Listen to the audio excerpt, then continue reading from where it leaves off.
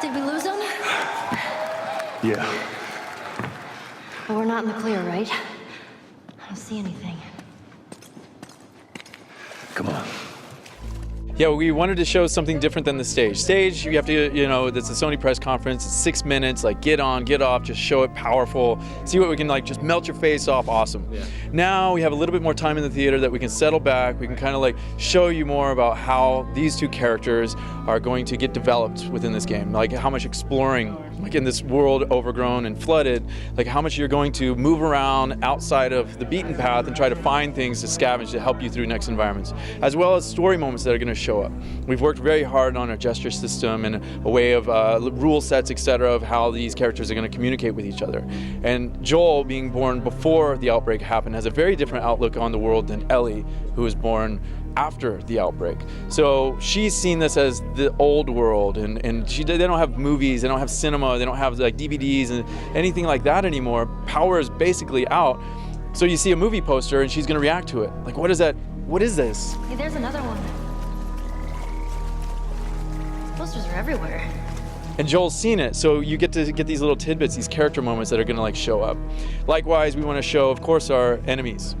These are the same guys that we released a cutscene about 2 weeks ago, like mid-May, and these are hunters. They're somewhat in the Midwest, and Joel procured a vehicle to help them on their journey, but then reluctantly sees that the freeway's jammed and has to get off onto surface streets.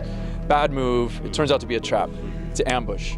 So we've firmly established inside of this environment that these guys are out to kill you for basically 3 bullets and a bandage. Anything that's going to help them. You have some new kicks. I like those kicks. I'm going to kill you for them. So these are the types of guys that they're dealing with right now. So what we're trying to do with this game is give the player a lot of choice.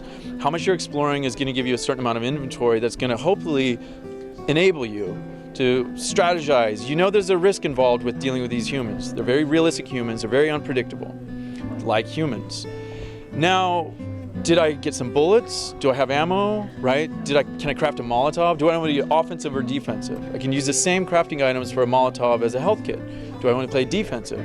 So you use your crouch button and maybe I'll stealth around and be quiet, or maybe I'm going to go and just like balls out action, let's do this, let's take these guys out, knowing there's a risk.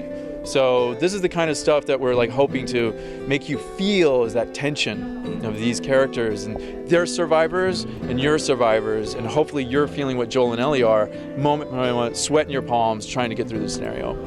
Now, you're probably the best man to ask this, seeing as you're working on this game. Okay. If a similar thing did happen, God forbid, today, how would you survive? Neil, the creative director, and myself have laughed about this several times, because if this actually happens, I'm over in the corner in the fetal position, like crying like a little baby, just going, I can't do this, kill me now, like I can't do it. Yeah, so I'm not going to survive. Right, so I'm not a survivor. You're not Joel or Ellie then? No, I'm out, man.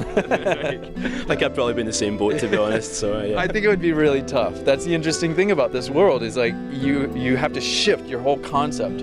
Your whole perspective on reality is different with the world that we're setting up for Joel and Ellie. These are two different, that's why Joel's so different. He's like us, but he was able to make it through. He's a survivor. He's somebody that's barely made it through, somehow by the skin of his teeth, and by possibly crossing, not even possibly, by definitely crossing some moral, ethical lines that we have firmly established right now in our world.